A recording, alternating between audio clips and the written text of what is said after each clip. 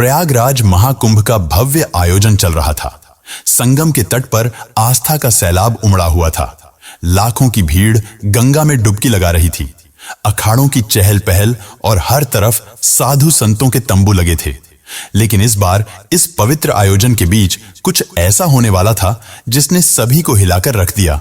Sector 14 के बड़े शिविर में एक दिन सुबह एक नया साधु पहुंचा।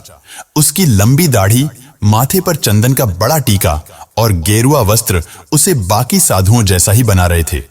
वह धीरे धीरे शिविर के अंदर आया और मुख्य साधु के चरणों में झुक गया।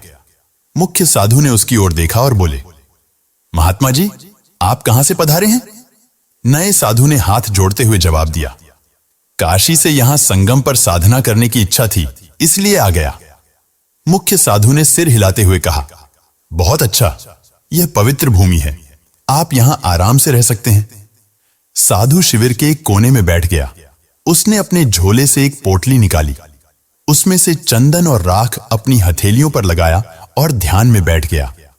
बाकी साधु उसकी ओर ज्यादा ध्यान नहीं दे रहे थे, क्योंकि महाकुंभ में रोजाना ऐसे नए चेहरों का आना जाना आम था। दिन भर वह साधु अन्य संतों के साथ साधारण तरीके से समय बिताता। वह सुबह जल्दी गंगा स्नान करता, दिन भर प्रवचन सुनता और रात होते ही ध्यान में लीन हो जाता। लेकिन रात के समय उसका व्यवहार बदल जाता। किशोर, जो उस शिविर में सेवा का काम करता था, ने पहली बार गौर किया कि यह नया साधु हर रात चुपके से शिविर से बाहर चला जाता है। एक रात किशोर ने देखा कि वह साधु शिविर के पीछे गया और जमीन में कुछ दबा दिया। किशोर ने अगली सुबह अपने दोस्त मनीष से बात की।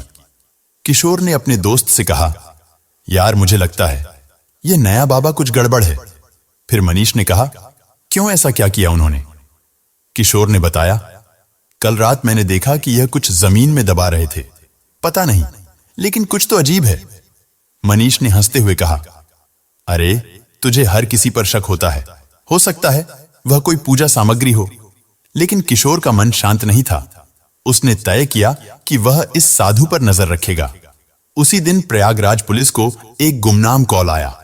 कॉलर ने बताया कि महाकुंभ में एक आतंकवादी साधु के भेष में छुपा हुआ है और वह कुछ बड़ा करने की योजना बना रहा है। यह सुनकर पुलिस तुरंत सतर्क हो गई। इंस्पेक्टर राजीव शर्मा, जो महाकुंभ की सुरक्षा के प्रमुख थे, उन्होंने अपनी टीम को अलर्ट कर दिया। इंस्पेक्टर राजीव, हमें हर शिविर की जांच करनी होगी। किसी भी संदिग्ध गतिविधि को नजरअंदाज नहीं किया जाएगा। खासकर नए चेहरों पर ध्यान दो। पुलिस ने सभी शिविरों की गुप्त निगरानी शुरू कर दी। इस बीच सेक्टर 14 के शिविर में वह नया साधु सामान्य तरीके से दिन बिता रहा था, लेकिन रात को उसकी हरकतें जारी थीं। एक रात किशोर ने देखा कि साधु झोले से एक कागज और छोटा उपकरण निकाल रहा था। वह झोला लेकर शिविर से बाहर चला गया। किशोर ने साहस जुटाया और उसका पीछा किया। साधु सीधे गंगा घाट के पास गया, जहां उसने एक व्यक्ति से मुलाकात की और दूसरे साधु से कहा, सब कुछ योजना के अनुसार चल रहा है, कोई शक नहीं हुआ है। अनजान व्यक्ति, बहुत अच्छा, बस सही वक्त का इंतजार करो। फिर किशोर ने इन दोनों की बातचीत दूर से सुनी और अपने फोन से इसे रिकॉर्ड करने की कोशिश की, लेकिन वह बहुत डर गया था। अगले दिन उसने यह बात मुख्य साधु को बताई। किशोर ने कहा, महाराज, वह साधु कुछ गड़बड़ है, मैंने उसे कल रात किसी अजनबी से बात करते देखा। मुख्य साधु ने गंभीरता से कहा, यह बहुत गंभीर बात है, हमें पुलिस को सूचित करना चाहिए। फिर किशोर ने हिचकते हुए कहा, अगर वह दोषी निकला तो मुख्य साधु यह जोखिम उठाने लायक नहीं। ऐसा करते हैं, आज रात उसकी हरकतों को फिर से देखते हैं। अगली रात किशोर ने और मुख्य साधु ने तय किया कि वे उस संदिग्ध साधु पर नजर रखेंगे। किशोर ने अपना फोन तैयार रखा और मुख्य साधु ने शिविर के कुछ अन्य साधुओं को भी अलर्ट कर दिया। रात का समय था, सब सोने की तैयारी कर रहे थे। साधु फिर से अपनी झोली लेकर शिविर से निकला। साधु गंगा किनारे के एक सुनसान घाट पर पहुंचा, जहां वही व्यक्ति मौजूद था जिससे वह पहले भी मिला था। अनजान व्यक्ति ने पूछा, तुमने जो कहा था वह काम पूरा कर लिया? साधु ने उत्तर दिया, हां, उपकरण सही जगह पर सेट कर दिए गए हैं, बस एक आदेश का इंतजार है। मुख्य साधु और किशोर यह सुनकर चौंक गए। किशोर ने इस बातचीत को रिकॉर्ड कर लिया। मुख्य साधु ने धीरे से किशोर से कहा, तुरंत पुलिस को बुलाओ। किशोर ने पुलिस को कॉल किया और उन्हें सारी जानकारी दी। इंस्पेक्टर राजीव शर्मा और उनकी टीम तुरंत हरकत में आ गई। इंस्पेक्टर राजीव ने कहा, हमें इस संदिग्ध साधु को रंगे हाथों पकड़ना होगा। अगर वह सच में आतंकवादी है तो वह कोई बड़ा खतरा बन सकता है। पुलिस ने घाट की ओर जाने वाले सभी रास्तों को घेर लिया। कुछ जवान भेष बदलकर वहां पहुंचे ताकि साधु को उन पर शक न हो। साधु और उसका साथी अभी भी बातचीत में व्यस्त थे।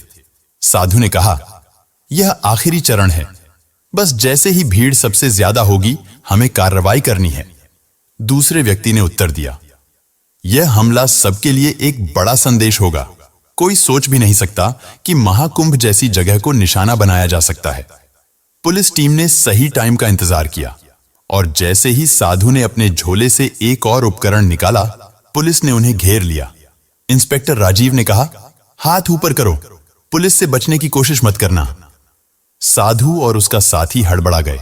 साधु ने भागने की कोशिश की, लेकिन पुलिस ने उसे पकड़ लिया। झोले की तलाशी ली गई तो उसमें विस्फोटक उपकरण और कुछ नक्शे मिले। पुलिस ने तुरंत साधु और उसके साथी को गिरफ्तार कर लिया। पूछताछ में पता चला कि वह एक अंतरराष्ट्रीय आतंकी संगठन का उसका असली नाम अयूब खान था और वह भारत में कई सालों से छुपकर रह रहा था। इंस्पेक्टर राजीव ने पूछा, तुम्हारा मकसद क्या था? महाकुंभ जैसे पवित्र आयोजन को क्यों निशाना बनाया? अयूब ने उत्तर दिया, भीड़ का डर सबसे बड़ा हथियार है। हमारा मकसद था यहां ऐसा हमला करना जो दुनिया को हिला दे, लेकिन तुमने हमारे प्लान को खत्म कर दिया। पुलिस को साधु के झोले और शिविर के आसपास लगाए गए उपकरणों से बड़े हमले की योजना के सबूत मिले। अगले दिन प्रयागराज पुलिस ने मीडिया को बताया कि महाकुंभ में एक बड़ा आतंकी हमला टल गया। इंस्पेक्टर राजीव ने कहा, हम किशोर और मुख्य साधु के शुक्रगुजार हैं, जिन्होंने सही समय पर जानकारी दी। यह सब उनकी सतर्कता और साहस का नतीजा है। किशोर और मुख्य साधु को महाकुंभ आयोजन समिति ने सम्मानित किया। मुख्य साधु ने कहा, हमने तो बस अपनी जिम्मेदारी निभाई। महाकुंभ पवित्र आयोजन है, इसे कोई अपवित्र नहीं कर सकता। किशोर ने कहा, अगर मैंने उस साधु पर नजर ना रखी होती तो शायद कुछ बड़ा हादसा हो जाता। इस घटना ने सभी को सतर्क कर दिया कि आस्था के ऐसे बड़े आयोजनों में सुरक्षा और जागरूकता कितनी महत्वपूर्ण है। इस घटना के बाद महाकुंभ के आयोजकों और सुरक्षा एजेंसियों ने सुरक्षा व्यवस्था को और मजबूत किया। सभी शिविरों में नियमित जांच और निगरानी बढ़ा दी गई ताकि भविष्य में ऐसी किसी भी घटना की पुनरावृत्ति ना हो। श्रद्धालुओं को भी सतर्क रहने और किसी भी संदिग्ध गतिविधि की सूचना तुरंत पुलिस को देने की सलाह दी गई।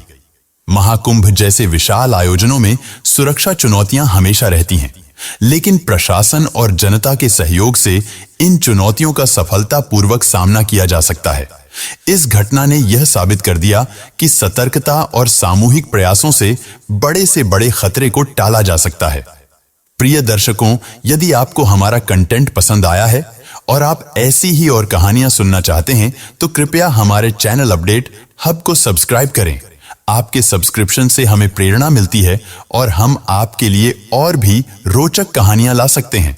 साथ ही नए वीडियो की सूचना पाने के लिए बेल आइकन दबाना ना भूलें। धन्यवाद।